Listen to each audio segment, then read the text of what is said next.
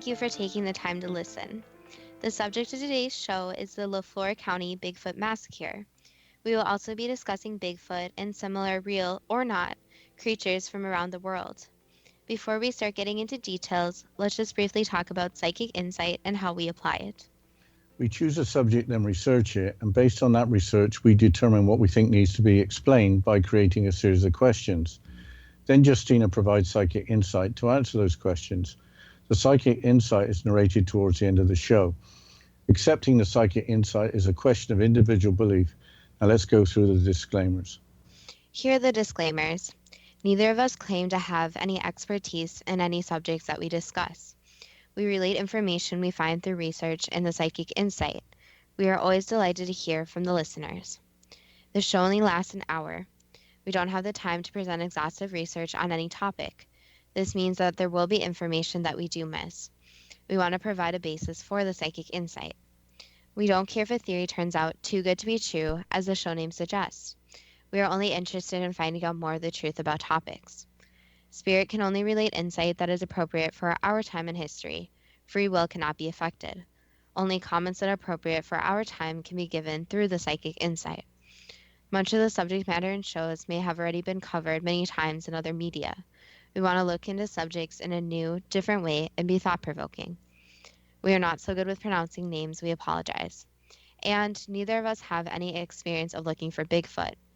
Additionally, we will be talking about the oral tradition of Native peoples in North America. We want to show the greatest respect to Native peoples throughout North America and throughout the world. If we have misstated anything, we apologize. Today's subject was suggested by a listener.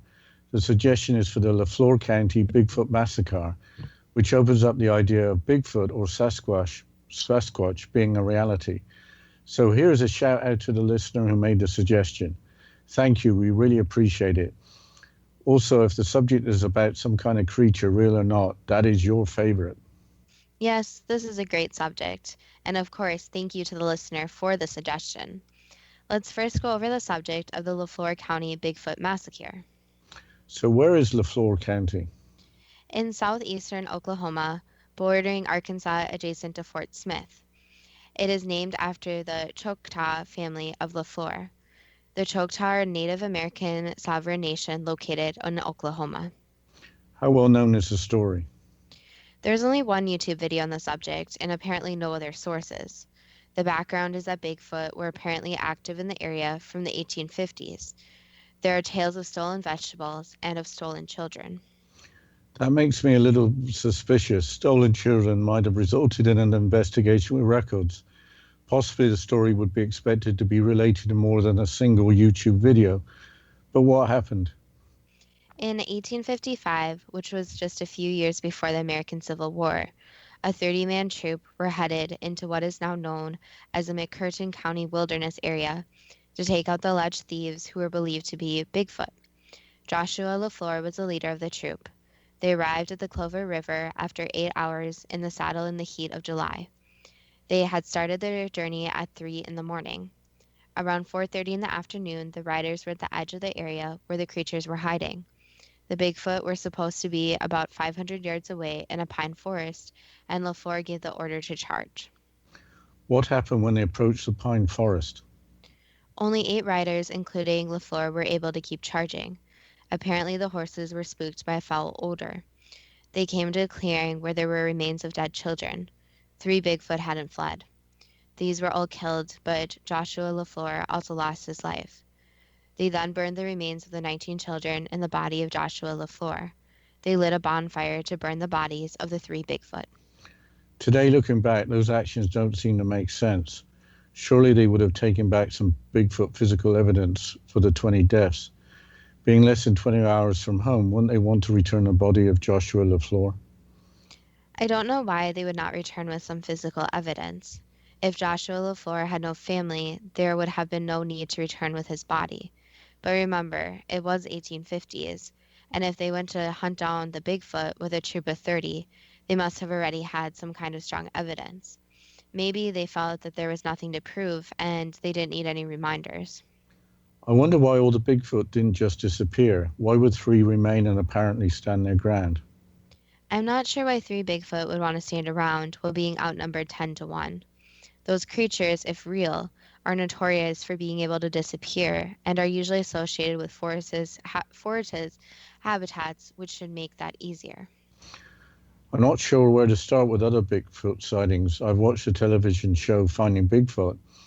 Wherever they are, they always seem to find so many credible witnesses. But when it gets to going out and sighting Bigfoot, nothing much seems to happen. They don't find physical evidence of habitat, such as you would expect from bears or from other large animals. However, I do recall on another television show there was some physical evidence, but it couldn't be matched with anything. What was the television show? It was called The Wild Man with the Turtle Man, Ernie Brown Jr., along with his four-legged companion, Lolly, and his buddy, Neil James. The show was filmed in rural Kentucky. Yes, I remember the guy with the missing front teeth following a chainsaw accident. He catches turtles with his bare hands, but what is the story? You couldn't invent a character like Ernie. The story is purely from my recollection. Ernie chased after a creature that resembled a Bigfoot, which left some hair behind on a fence. If my memory is correct, the hair was DNA tested and couldn't be matched with anything human or animal. Ernie Brown seemed to be quite believable when he told the story. But no one seems to have found anything like a den or tree house or anything Bigfoot might use as a home. Footprints have been reported, especially as they are much larger than human footprints, so there shouldn't be any mistake that a footprint is actually human, unless oversized footwear is used to create a hoax. It all seems pretty strange, plenty of sightings, but no evidence of their existence in terms of habitat. Given the number of sightings, you would think the creatures would leave plenty of evidence of their existence. So far, we have assumed that everyone knows what a Bigfoot looks like. Yes, here's a quote from Wikipedia regarding the description of Bigfoot. Quote, individuals claim to have seen Bigfoot, describing it as a large, hairy, muscular, bipedal ape-like creature, roughly 6 to 9 feet, or 1.8 to 2.7 meters, covered in hair, described as black, dark brown, or dark reddish. Some descriptions include details such as large eyes, a pronounced brow ridge, and a large, low-set forehead. The top of the head has been described as rounded and crested, similar to the sagittal crest of the male gorilla. The creature has been reported as having a strong and pleasant smell. The enormous footprints for which the creature is named are claimed to be as large as 24 inches or 60 centimeters long and 8 inches, 20 centimeters wide. Some footprint casts have also contained claw marks, making it likely that they come from known animals such as bears, which have 5 toes and claws. Proponents of Bigfoot's existence claim that the creature is omnivorous and mainly nocturnal, unquote. Doesn't sound like you could easily mistake a Bigfoot for anything else unless it was a figure in the distance. I guess you're now going to say that drawings of Bigfoot have been found in ancient caves and that they're thousands of years old. Actually, widespread Bigfoot sightings appear to be relatively recent. We haven't mentioned how Bigfoot got the name, which is also relatively recent. Quote, the name Bigfoot was first recorded by Americans in the late 19th century. Spotted Elk, also called Chief Bigfoot, was a well-known Lakota leader who was killed during the Wounded Knee Massacre in 1890. He was famous in his time and may have been the namesake for 2 fabled bears in the West.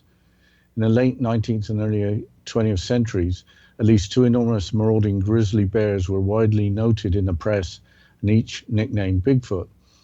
This may have inspired the common name of the ape creature and been a matter of confusion in early stories, unquote. The Lakota live in the Great Plains of North America, making up a confederation of 7 Sioux tribes.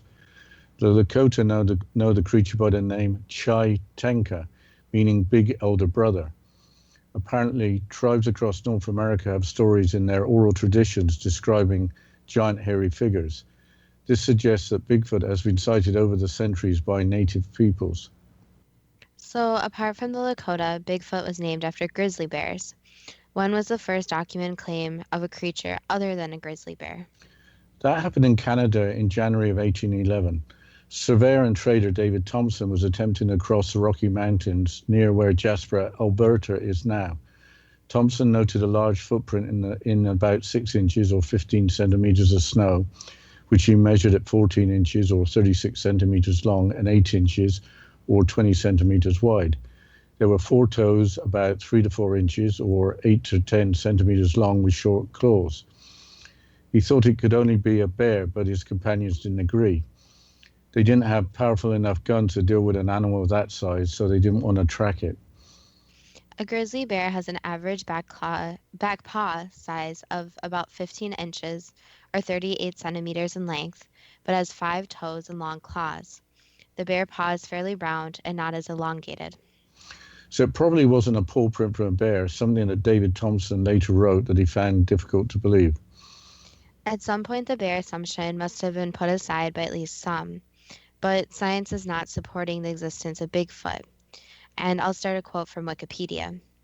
Scientists discount the existence of Bigfoot and consider it to be a combination of folklore, misidentification, and hoax rather than a living animal.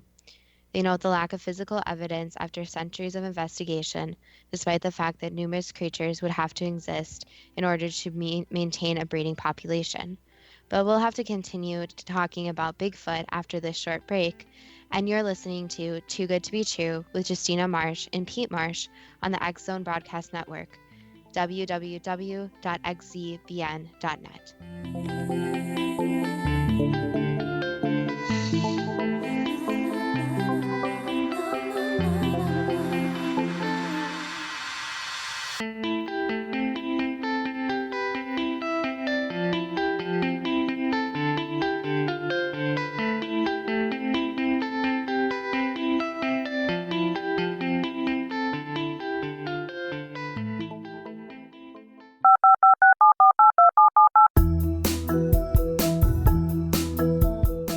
Did you know that when you're on the road with limited data or Wi-Fi, you can still listen to the X Zone Radio Show with Rob McConnell, The Science of Magic with Gwilda Wiyaka, X-1, Dimension X, Space Patrol, and every minute of the X Zone Broadcast Network by calling 213-401-0080, courtesy of Audio Now.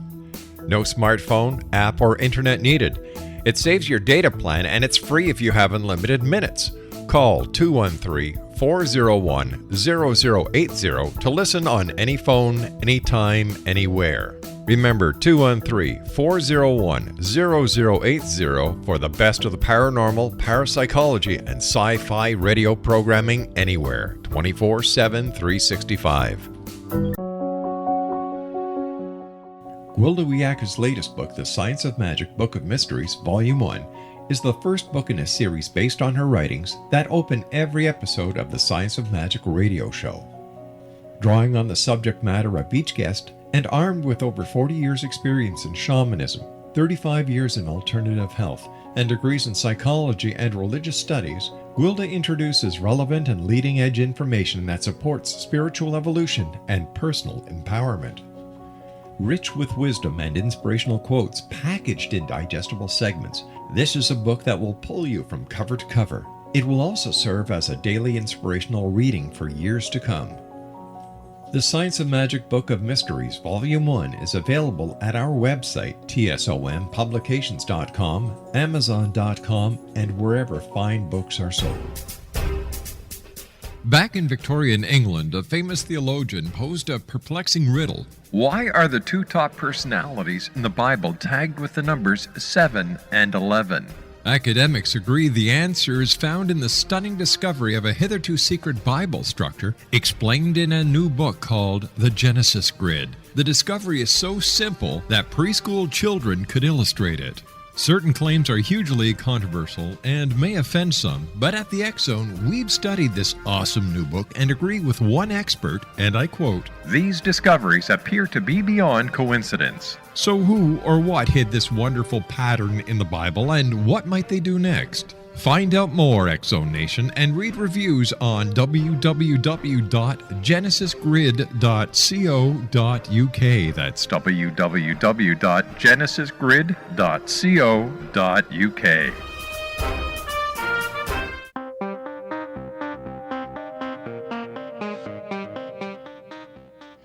Welcome back to Too Good to Be True, and before the break, we were discussing Bigfoot. And I was quoting from Wikipedia about how science is not really supporting the existence of Bigfoot. So I will continue with the quote. And I was just talking about that. The quote said that numerous creatures would have to exist in order to maintain a breeding population. A small group of investigators are sustained in their interest by occasional new reports of sightings. Such reports are attributed to persons seeing various animals, particularly black bears. End quote. That's why the LaFleur County Bigfoot massacre is so interesting if true. There was allegedly a Bigfoot community living in their habitat. Is Oklahoma a state where there have been a lot of alleged Bigfoot activity? In the United States, where have there been the most sightings? The Bigfoot Field Research Organization, that's BFRO, keeps records of sightings. On their website, Washington State has the most sightings with 642. Of the largest states, North Dakota has the fewest sightings with 6. Washington State is mountainous and forested, while North Dakota has few small forests and is not mountainous. Oklahoma has 94 sightings, so there appears to be plenty of activity. Oregon has 245 sightings, while California has 437 sightings. The West Coast states as well are well represented. Interestingly, Ohio and Illinois have numerous sightings. Ohio has 273, while Illinois has 287.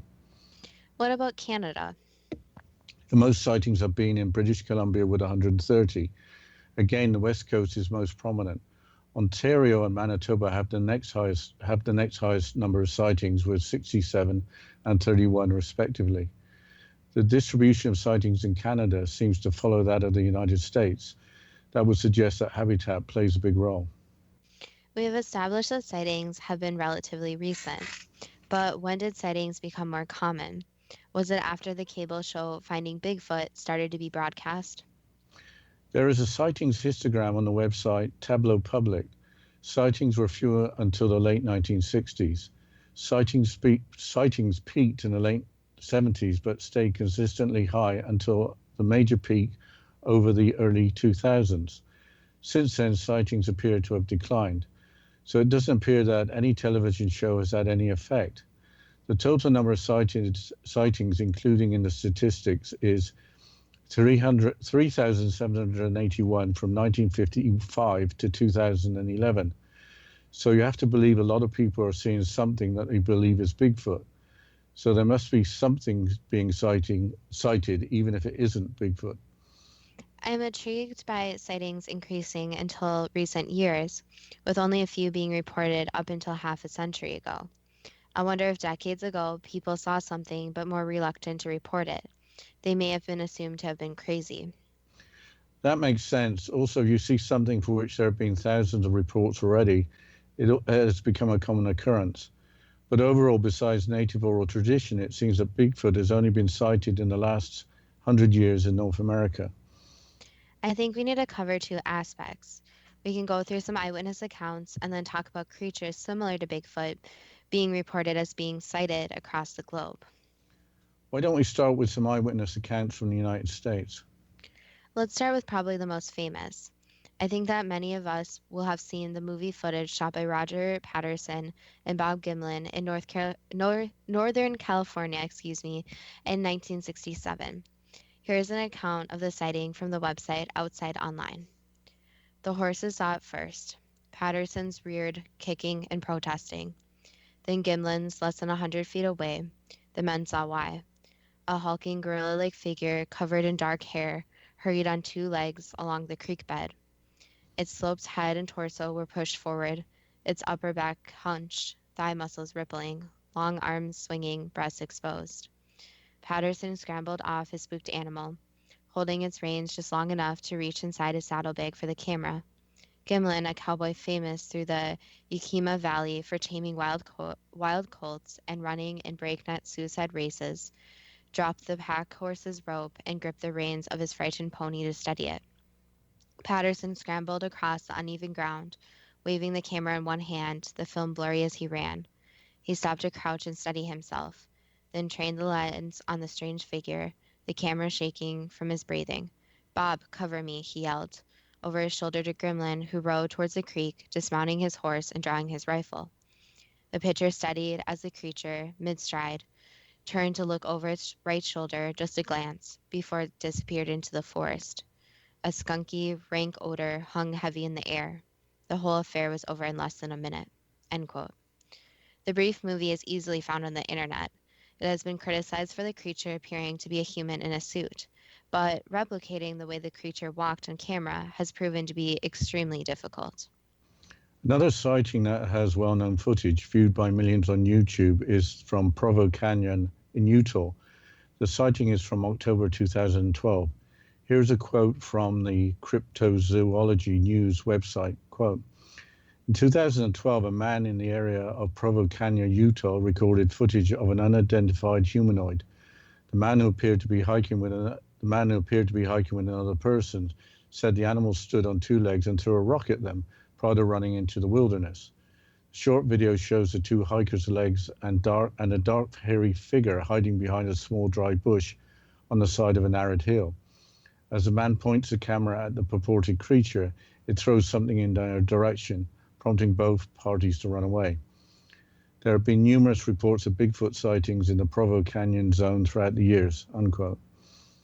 A more recent sighting with photographs is from October of 2017 in the Fresno area of Northern California. The following is a quote from a Fox News website.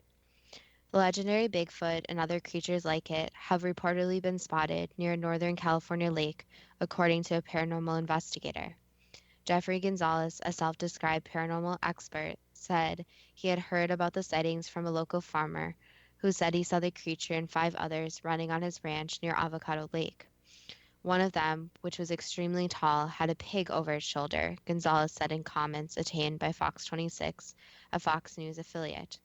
And the 5 scattered, and the one with the pig was running so fast it didn't see an irrigation pipe and it tripped, with the pig flying over. End quote. According to eyewitnesses Jeffrey Gonzalez, the sighting was not uncommon for the area. He stated that there have been 3 sightings over the previous 5 years in Fresno County. Let's move on to Bigfoot-like sightings outside of North America. I think a lot of people would have heard about the Yeti or the abominable snowman. Here is a quote from Wikipedia. Quote, in the folklore of Nepal, the Yeti or abominable snowman is an ape-like entity taller than the average human that is said to inhabit the Himalayan region of Nepal, Bhutan, and Tibet. The name Yeti and Métis are commonly used by the people indigenous to the region and are part of their history and mythology. Stories of the Yeti first emerged as a facet of Western popular culture in the 19th century. The scientific community has generally regarded the Yeti as a legend, given the lack of evidence of its existence. In one genetic study, researchers matched DNA from hair samples found in the Himalaya with a prehistoric bear from the Pleistocene epoch, unquote. Where did the name Abominable Snowman come from? It sounds British. I'll quote from the same Wikipedia article, quote, the name Abominable Snowman was coined in 1921. The same year, Lieutenant Colonel Charles Howard Berry led the 1921 British Mount Everest reconnaissance expedition, which he chronicled in Mount Everest, the Reconnaissance, 1921. In the book, Howard Berry includes an account of crossing the Lakpa La at 21,000 feet or 6,400 meters, where he found footprints that he believed were probably caused by a large loping grey wolf, which in the soft snow formed double tracks rather like those of a barefooted man. He adds that his Sherpa guides at once volunteered that the tracks must be that of the wild man of the snows, to which they gave the name Meto Kangmi. Meto translates as man bear and Kangmi translates as snowman, unquote. The name Abominable Snowman was used in an article in the Statesman in Calcutta publication, which included interviews with some of the expedition members. The word abominable means unpleasant or a lot worse.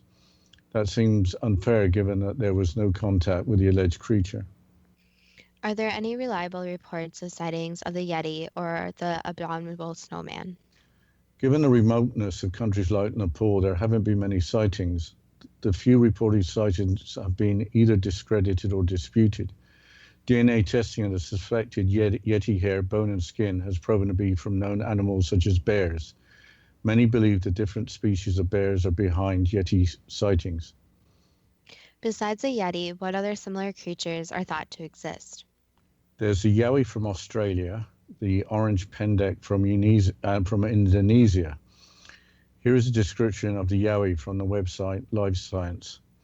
I'll quote, "Yowie, the wild man from down under, reportedly stands anywhere from 5 to 11 feet, that's 1.5 to 3.4 meters tall, and has yellow or red eyes deeply set inside a dome-shaped head. Yowies are said to have tan, black, gray, or white hair covering black skin, with arms so long they nearly reach the ground. According to George Eberhardt's encyclopedia, Mysterious Creatures, the name Yowie comes from the Aboriginal word Yui, which means dream spirit," unquote.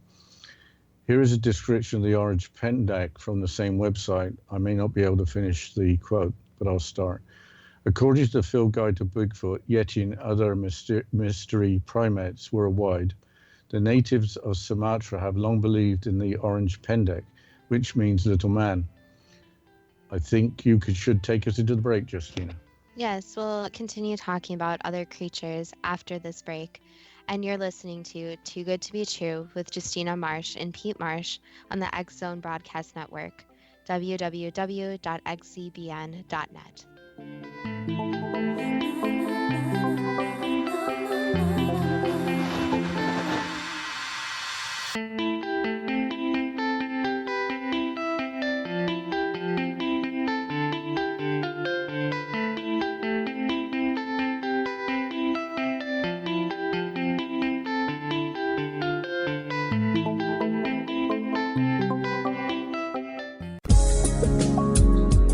From our broadcast studios in Hamilton, Ontario, Canada, to the world and beyond, you're watching the X Zone Broadcast Network, www.xzbn.net.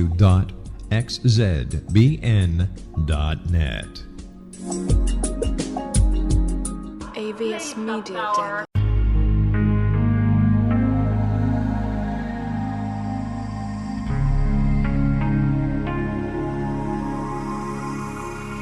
The scientist and the mystic have been on an age-old, relentless search with one thing in common. They seek truth. Their paths converge in the 40,000-year-old practice of shamanism, an ancient science delving to the quantum level of life, facilitating healing, manifestation, and evolution.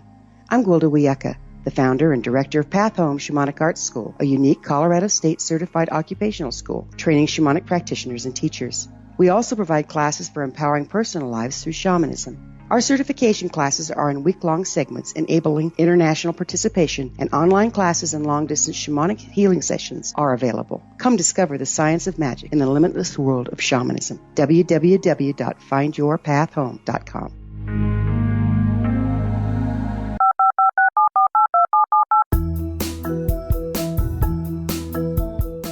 Did you know that when you're on the road with limited data or Wi-Fi, you can still listen to the X Zone Radio Show with Rob McConnell, The Science of Magic with Gwilda Wiyaka, X-1, Dimension X, Space Patrol, and every minute of the X Zone Broadcast Network by calling 213-401-0080, courtesy of Audio Now.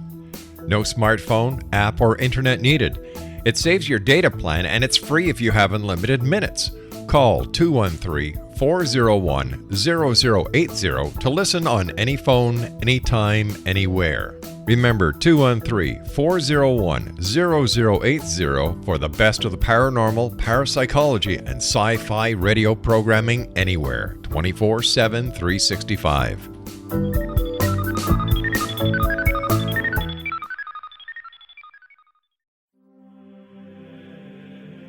Rob McConnell here, presenting an overview for Nicholas Paul Jennings, author of a fascinating book, Amen. It presents facts revealed by Egyptologists, facts that enable us to understand why Amen is the beginning of creation of God. It provides recommendations for religious leaders of the major religions to unify their beliefs and teach the Word of God. Love one another. Amen informs people how mankind conceived God. It was the Egyptians that developed the concepts of a soul, a hereafter, and Son of God. And finally, after the worship of many gods, they conceived the belief in one universal God, the maker of all there is. For more information, visit www.futureofgodamen.com. That's www.futureofgodamen.com.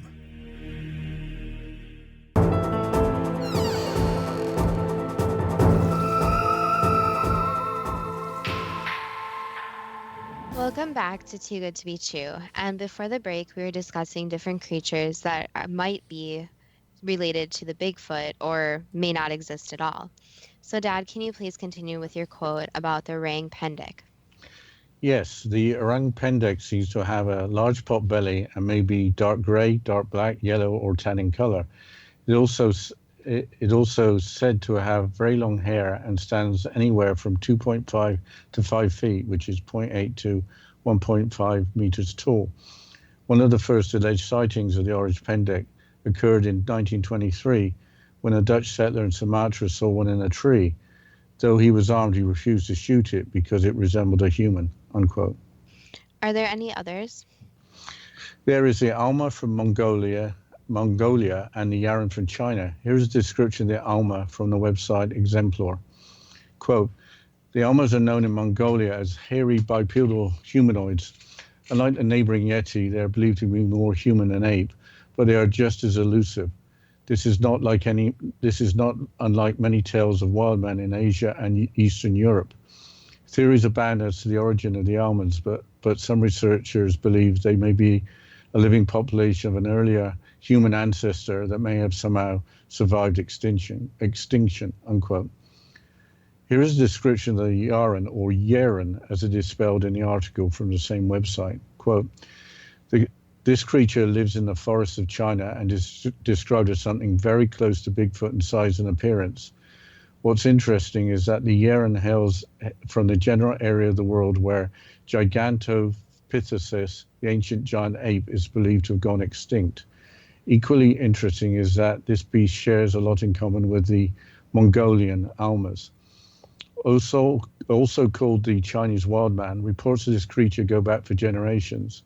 Again, like the Sasquatch in North America and the Yowie in Australia, stories often contain a touch of mysticism, making it tough to discern if the Yeren is a flesh and blood creature or some kind of spiritual being dreamed up by local cultures, unquote. I think it is for Bigfoot cousins around the world, but there may be some North American cousins as well. Yes, there is the Wingdingo from Canada, which is a hairy man-like creature from Native American legend. Stories go that it can transform from being human and has negative intentions. In Ohio, there is the Grassman, which apparently is a type of Bigfoot. Apparently, sightings and stories go back hundreds of years. From Florida is the skunk ape, which, as the name suggests, emits a foul odor. Here's an account of a sighting from Wikipedia. In 2000, two photographs, said to be one of the skunk ape were taken by an anonymous woman and mailed to the Sheriff's Department of Sarasota County, Florida. The photographs were accompanied by a letter from the woman in which she claimed to have photographed an ape in her backyard. The woman wrote that on 3 different nights, an ape had entered her backyard to take apples left on her back porch. She was convinced the ape was an escaped orangutan. I think we need to mention a possible association between Bigfoot sightings and UFOs. I recall reading about Bigfoot sightings along with UFOs on more than one occasion. Well, I'll also have to mention that we haven't come up with any theories of how Bigfoot appears, then disappears, along with little or no evidence for any existence on this planet. Assuming that Bigfoot is actually real, it is really strange that there are so many sightings with so little physical evidence. Yeah, the possibilities seem to be no more than speculation, so I will ask the first question. Were Bigfoot active in the state of Oklahoma in the 1850s? Yes. Were Bigfoot active in other parts of the United States and Canada in the 1850s? Yes. At the time in Lafleur County, was there any truth in the stories of vegetables thought to have been stolen by Bigfoot? No, the vegetables were not stolen by Bigfoot. Were Bigfoot capable of stealing children from their families in the 1850s or at any other time? No.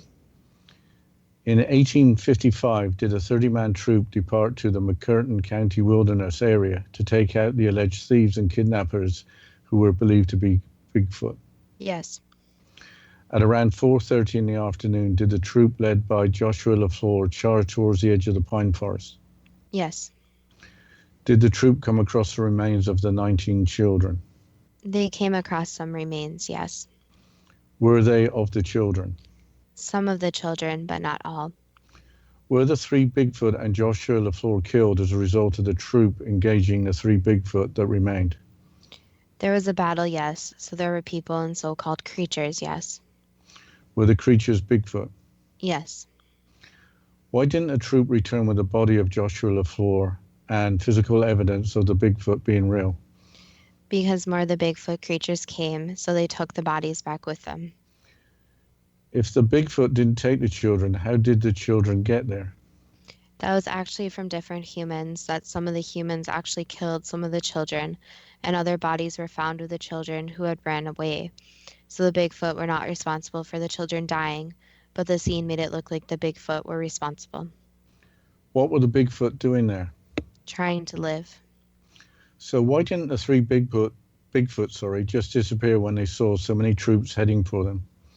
Because at the time the Bigfoot weren't afraid of humans, since in the past there were human interactions and the humans never tried to kill the Bigfoot. In the oral tradition of the native peoples of the United States and Canada, the native people did not try to hurt the Bigfoot. Is that correct? Correct. They viewed nature as something to have an honor for and a respect for, instead of just murder. So any kill they made was for food purposes, and obviously nobody is really going to eat something like a Bigfoot creature. So different Native Americans would see the Bigfoot and they would just see them and they would not attack. They would just, basically a lot of situations were just locking eyes and acknowledging each other existed. So when this whole situation happened, it really made the Bigfoot actually look guilty, but it was not their fault. So that's why only some of the children's bodies were found, since it was a mass murder situation from the Bigfoot. But instead, some of the children died of natural causes in the woods, and a couple of them were actually killed by human means. Yes, it wasn't a mass murder by the Bigfoot. So next question. So there is some truth in the story, but the story has been interpreted incorrectly. Correct. After generation and generation of passing it down, the story obviously became altered. Was there a major change for the Bigfoot as a community after this incident? Did they become more shy of humans? Yes, very shy, and the problem is that there's still the fear surrounding that if they do have human interaction, that they will be killed for science and other means. So that's the problem with Bigfoot hunting now, is that there are different signs, but that the actual bodies will not be recovered, since the Bigfoot are actually scared of humans now. Just like most wild creatures are scared of humans, since humans have the easy means to kill them. Did all the Bigfoot in the entire world get to know about the massacre in LaFleur County? Did that spread throughout their entire community? Yes, and there were also a couple other situations where other Bigfoot were killed in other parts of the world at the time. So that was kind of the time that there was a lot more interactions and a lot more murders. So yes, it did spread through the community. I'm going to change subjects now. Was the creature that the turtle man Ernie Brown chased after a Bigfoot? Yes. Did the Bigfoot leave some hair behind that was DNA tested? Yes. Why wasn't the DNA able to be matched with any known DNA? Because the DNA of a Bigfoot is not in the system, so it would have to be in the system, which obviously it is not. Why are there no reports of finding any type of den or dwelling that might be used by a Bigfoot as a home? Because they don't live in homes such as that. So they are more creatures who just sleep wherever they feel like sleeping. So they do not need shelter like a lot of animals do. Do Bigfoot use dens built by bears or other dwellings created by large creatures? They might explore them, but not to sleep or live in, no. Do Bigfoot have a strong and pleasant smell as often reported? Yes and no. Again, that depends on perspective of what you call bad smell. But from a human perspective, it would not be a pleasant smell, no. So to the Bigfoot, it is not unpleasant. Correct. Is Bigfoot omnivorous and nocturnal? Yes. Does Bigfoot have a sixth sense and know when people are trying to find them? Yes. Was Bigfoot named after spotted elk, also called Chief Bigfoot? Yes. Have the native people of North America been sighting Bigfoot for centuries? Yes. Was the footprint observed near Jasper, Alberta by surveyor and trader David Thompson in 1811 made by a Bigfoot rather than a large bear? Yes. Do Bigfoot live in communities as suggested by the story of the Lafleur County Bigfoot massacre? Yes, so their communities depend on the numbers. So it can be as little as 2 of them or as big as 50, depending on the area. Are the Bigfoot, or is the Bigfoot Field Research Organization, BFRO, records accurate in that the west coast of North America has the largest population of Bigfoot? Yes, that is correct. Why are Bigfoot sightings most common in western areas of North America? Is it because forested land offers both cover to disappear and the right food source? Yes, and also because the weather isn't as extreme as other places, so they migrate with the weather. So for example, they would not live in a very cold climate, since that would be difficult for them to forage for food. So they have to go where the food supply is existing and can survive through the winter also. Are there different types of Bigfoot observed in different parts of the United States and Canada? Yes. Why have apparent Bigfoot sightings only become numerous in the last 100 years? I think we'll have to continue with the questions and the psychic insight after this short break.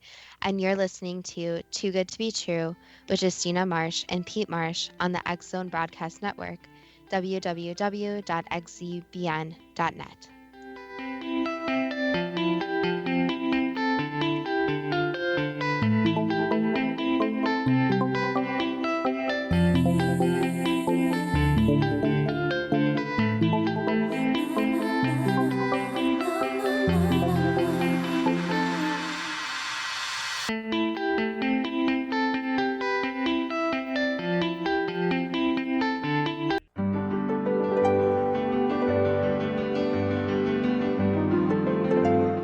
Named one of the world's greatest psychics, Elizabeth Joyce is now giving readings worldwide via Skype.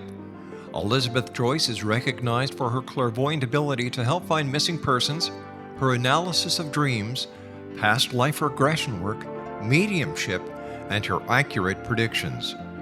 Elizabeth has been a frequent guest on the X Zone radio show with yours truly, Rob McConnell, now for several years.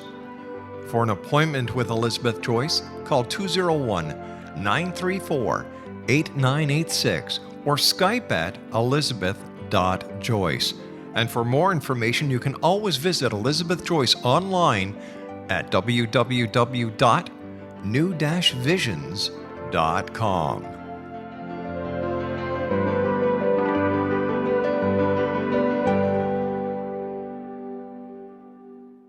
The new nonfiction book, Razor of Madness, is similar to cult movies like Clockwork Orange, Dragon's Tattoo, or The Other Side of Hell. Wayne Morin Jr. and Thomas Lee Howe will expose widespread and systematic deficiencies in this thought-provoking tell-all novel. Mind control rages among scholars in law schools. Human rights are ignored while thought reform and mental manipulation are accepted practices used as behavior modification. Dr. Louis Jolyon West comes to mind.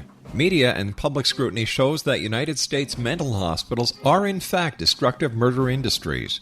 Razor of Madness expose novel details this epidemic through an in-depth professional and personal investigation. For decades there has been a revolving door policy that still releases killers and pedophiles back into society. The maestro of mind control continues to haunt America to this very day. Razor of Madness is available in paperback or as a downloadable ebook at Amazon.com. I'm William S. Peckham. If you enjoy a good mystery with a touch of the paranormal, then you'll love my novel, From Out of the Woodwork. It's the story of a young Toronto contractor, Sean Kennedy, who buys derelict homes, guts them, and turns them into multifamily dwellings. Slums just waiting to happen. When Sean buys 29 Livery Lane, the house fights back. Former owners unexpectedly come out of the woodwork as he starts the destruction. The apparitions come to him when he touches old books, reads hidden letters, rummages through old boxes, finds a locket or reads a discovered manuscript of a murder mystery. From Out of the Woodwork will take you from 1899 to the horror of the World Trade Center, September 11, 2001. Check out From Out of the Woodwork on my website, www.williamspeckham.com.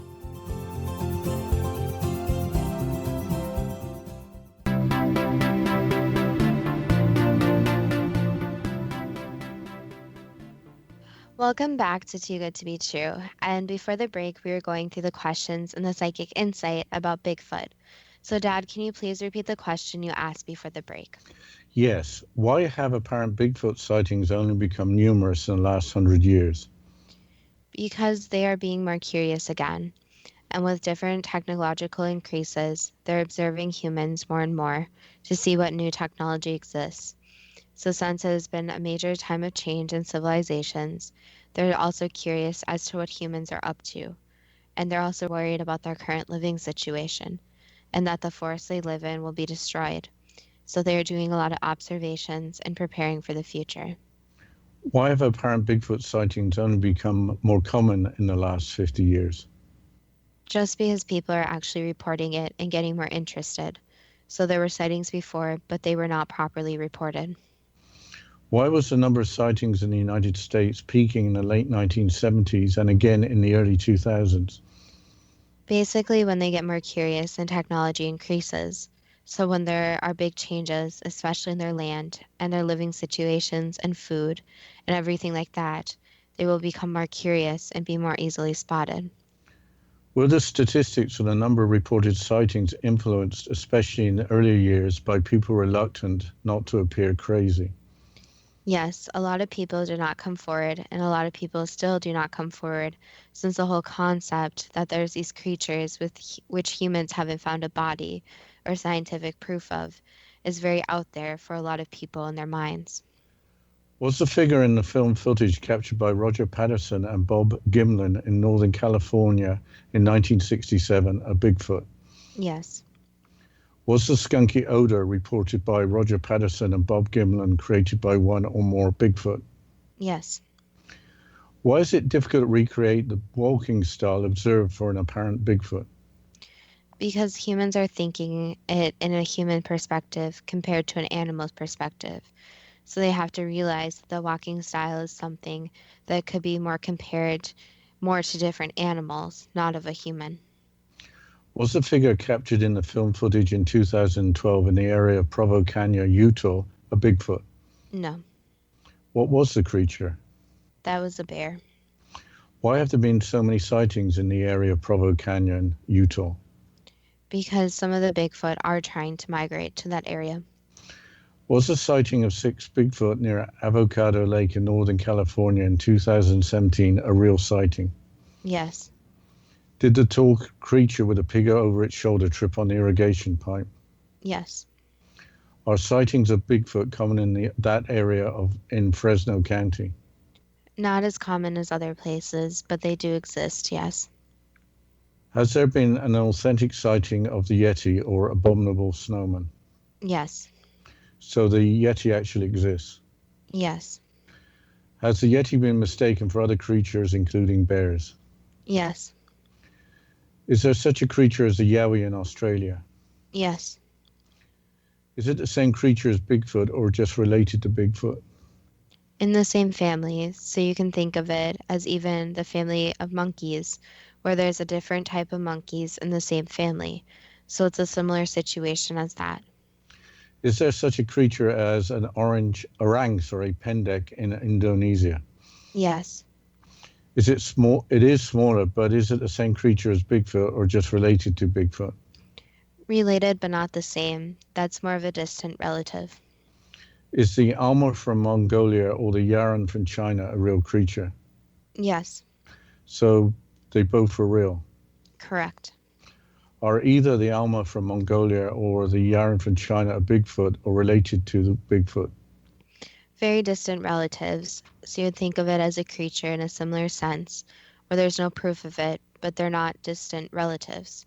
So more of a creature that's not proven, but not directly related or distantly related. So more of a new, different species. Are either the Wendigo from Canada or the Grassman from Ohio a real creature? The first one is real, the second one is not.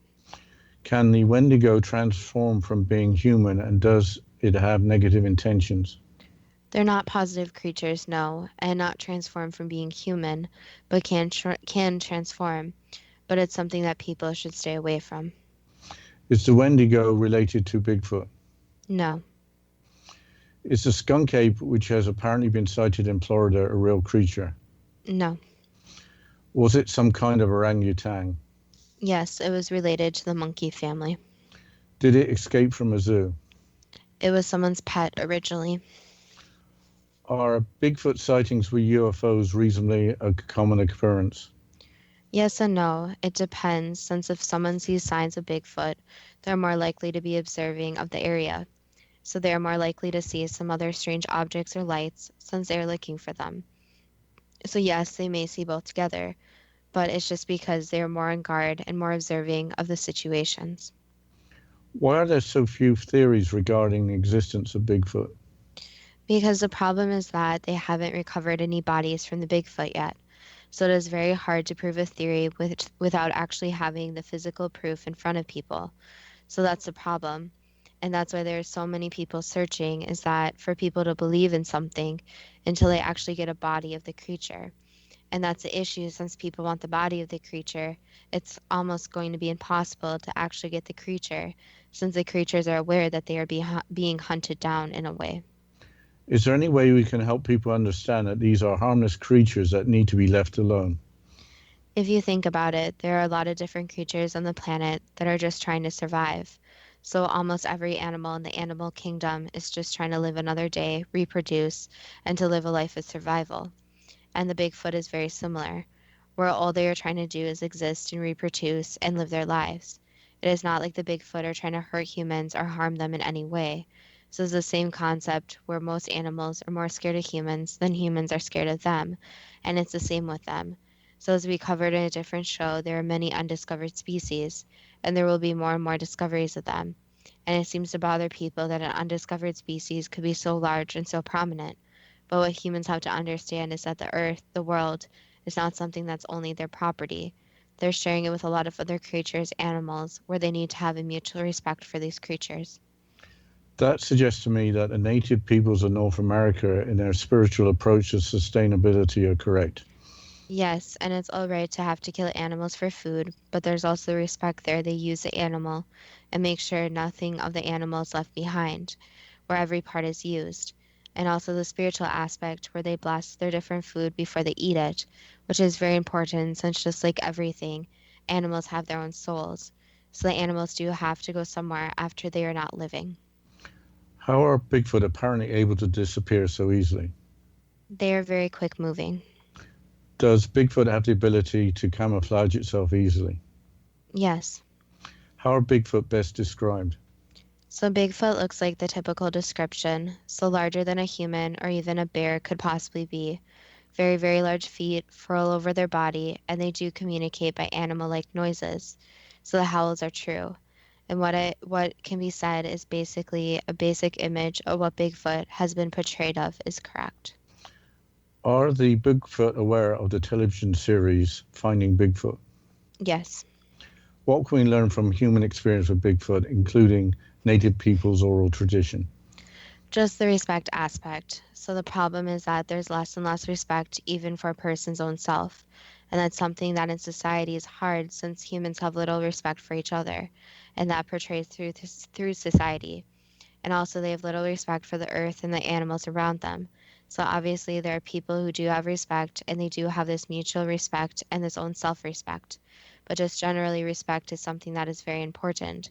So if you go in a forest, obviously not burning down the forest, harming the trees, animals, plants for no reason, respecting the surroundings, and understanding that humans have torn down a lot of the nature, killing a lot of the animals. And it's time to start respecting the earth and everything on the earth. And for regards to Bigfoot, if someone wants to go find a Bigfoot and have that respect, then you're going into a territory where the different animals, not even Bigfoot, might be living. But other animals such as bears, rabbits, and any other type of creature may be living there, and not to destroy what these animals have set up. So having that respect where they understand that they're going into somewhere that someone lives. It's a concept that nobody would want someone coming into their house and destroying their home. In the future, are people going to become more educated about how to treat Bigfoot and other creatures and also have respect for nature? That's the key there is education is most important. And if someone is educated, they are more likely to learn different rules and have higher expectations about themselves and others. So that's why education, a full education, not just learning one subject, is very important. Since seeing things from others' perspectives and learning different information is so highly valuable. So instead of having the scope that only your opinion and you have your blinders on is not a good attempt as trying to go towards the future, but instead being open to others' beliefs, ideas, and being educated about different belief systems, such as Native Americans or history or different things that have happened, not just in regards to Bigfoot, but life in general. And also having creativity. So that's what a different ancient peoples did, was not just have one knowledge of something, but instead looked at it from different perspectives. Okay, that was the final answer. I have to ask whether Bigfoot are too good to be true. That depends on what you are prepared to believe. I don't think we've got much time left, but I really have to thank the listener for the suggestion.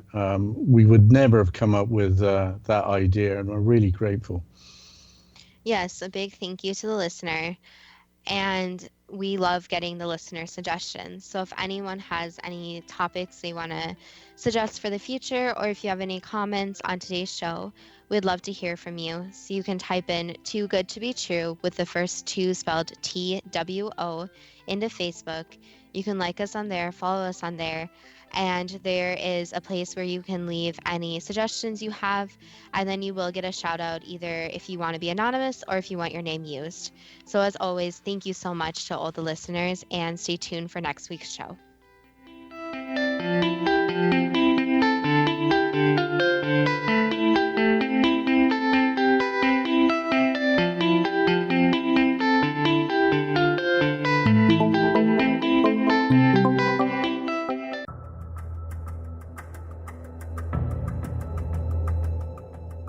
Modern Esoteric, Beyond Our Senses by Brad Olson, consummates the lifeology story about where humanity originates. It is the lost continents, the primitive wisdom, the mythos of creation, and the rethinking of ancient history as we are taught in academia.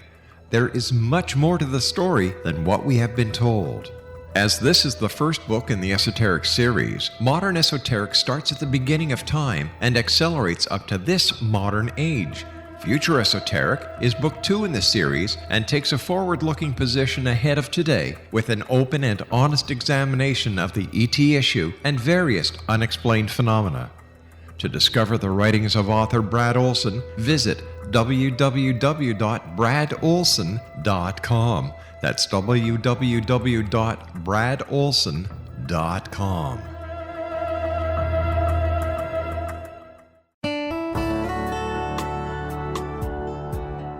Are you or is someone you know struggling with addictions, depression, anxiety, relationships, low self-esteem, lack of confidence, grief, success, and prosperity? Do you know that your subconscious belief plays a big role in the outcome of your hard work? We can help you permanently change the beliefs that may be the reason for your struggles and failures. We care about getting you the return on your investment and the results you are looking for. We can help you be free of the limitations of your past and in realizing your highest potential. We work with people by phone and Skype. For more information, visit us at www.ritasoman.com. That's www.ritasoman.com.